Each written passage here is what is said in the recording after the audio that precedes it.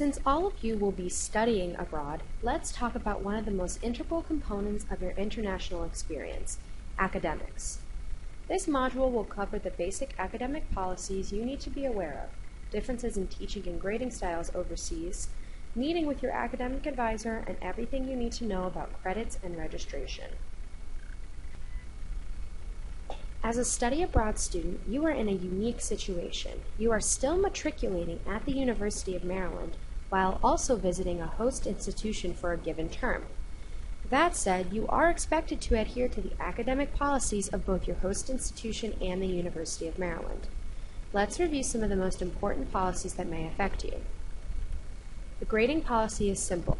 You cannot take any class on a pass, fail, or audit basis. You are expected to attend all scheduled class meetings and final exams. Each host institution has its own exam schedule, which may not match up with the traditional academic calendar at the University of Maryland. Make sure you check your program materials for your program dates because final exams are mandatory. Additionally, you are still held to Maryland's Code of Academic Integrity while participating on your study abroad program.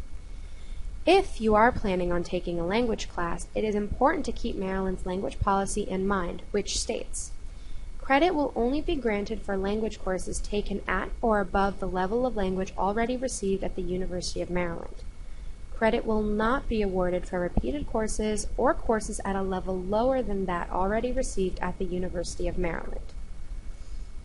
You will likely be required to take a placement test upon arrival despite completing language classes here on campus. Placement into specific language levels cannot be guaranteed by the University of Maryland. Lastly, it is important for you to familiarize yourself with the academic catalog to make sure you're aware of all the requirements for your major and minor. The academic catalog is your primary resource regarding all academic policies for Maryland students. You may find that for many institutions and programs outside of the U.S., there is often not much formal homework assigned during the semester. However, it is very important to stay proactive with your studies in order to pass the comprehensive final exams. Your final grade in a class may rely on very few assignments or entirely on the final exam. Your professor may not check on your progress or assignments each week, but don't leave all of your studying until the last minute. Grading at institutions outside of the U.S. is also known for being much more difficult. Earning the equivalent of an A or B is often reserved for the top 10 or 20% of the class. Doing the minimum that is required of you will not earn you a top grade. Before you depart, you want to make sure that you have researched the educational system of your host country and sought information from others who have attended programs in your study abroad destination. It is also a good idea to seek out the international students here at the University of Maryland who may be from your host country to learn more about their experience in the classroom. An additional difference is that studying abroad provides you with the unique opportunity to use the world as your classroom, in a very literal sense. My favorite class was a public art class where I walked around the city with my professor and my class, and she was a master on the graffiti and the public art of Barcelona, and while that's usually a taboo thing to talk about, she really talked about it as a form of art, and so that really expanded my knowledge and awareness of public art, just, walking around DC. So that was really a great class, and so different from my classes in Maryland because I haven't taken a class at Maryland where I could just leave with my class and, walk around the city and really appreciate what the city had.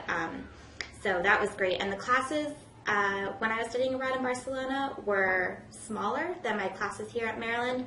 And that was really beneficial for me because I already took such a great step out of my comfort zone by going to Spain, not speaking any Spanish. So it was really nice to have a small class and get to know my peers in my class. So, I could talk to them during lunch breaks or outside of class, and the setup was just really beneficial for me and making me feel comfortable in this new country. At this point, we hope you have already discussed your plans to study abroad with your academic advisor at least once. It's important for you to know how studying abroad fits into your overall academic plan.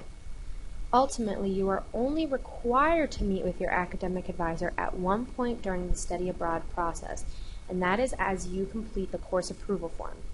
This mandatory process involves you identifying the specific courses you intend to take while studying abroad and getting your academic advisor to acknowledge how those courses will apply towards your graduation requirements. Your academic advisor's signature is required on the course pre-approval form to make sure your education abroad experience does not hinder your education. You will begin the course approval process after you have been accepted to a study abroad program. You will learn more about this process from your program advisor or coordinator.